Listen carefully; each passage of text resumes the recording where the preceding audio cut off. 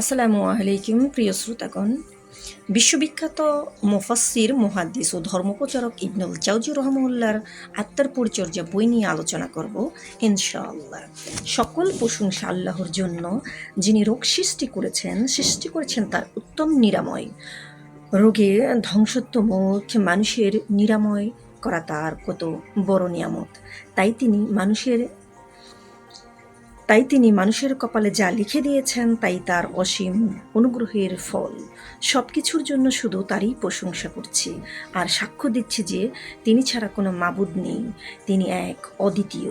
তিনি আলোকিত করেছেন আদি অন্ত বিস্তৃত বিশাল পৃথিবী।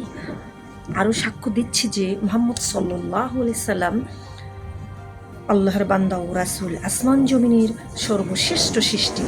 তার সাহাবা, অনুসারী, অনুগামীদের প্রতি বর্ষিত হোক রহমত অনন্ত ফাগুন ধারা।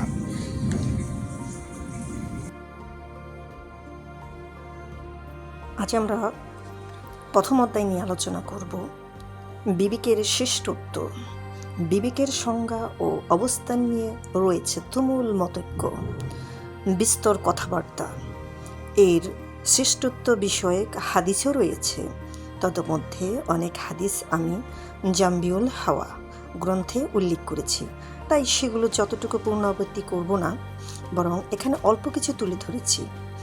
কোনো বস্তুর শ্রেষ্ঠত্ব জানতে হলে তার সফলতা দেখতে হয়, আর বিবেকের অন্যতম সাফল্য হলো মহান স্রষ্টার সাথে পরিচয়, কারণ বিবেকই স্রষ্টার প্রমাণ দেয়, তাকে চিনে নেয়, নবীগণের সত্যতার প্রমাণ দেয়, জেনে নেয় তার পরিচয়। এই বিবেকেই আল্লাহর আনুগত্য ও রাসূল সাল্লাল্লাহু আলাইহি সাল্লামের অনুসরণে উৎসাহ যোগায়, সব কঠিনকে জয় করার পরিকল্পনা অটে।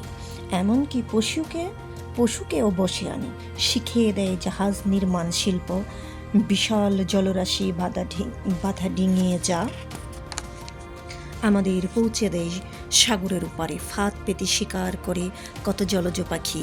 বিবেকের চোখ সতত পরিণাম নিয়ে ভাবে, দুঃখ সুখের তাগিদেই কাজ করে, পরকালের সুখ স্বপ্ন ছিন্ন করে ইহকালের মায়াজাল।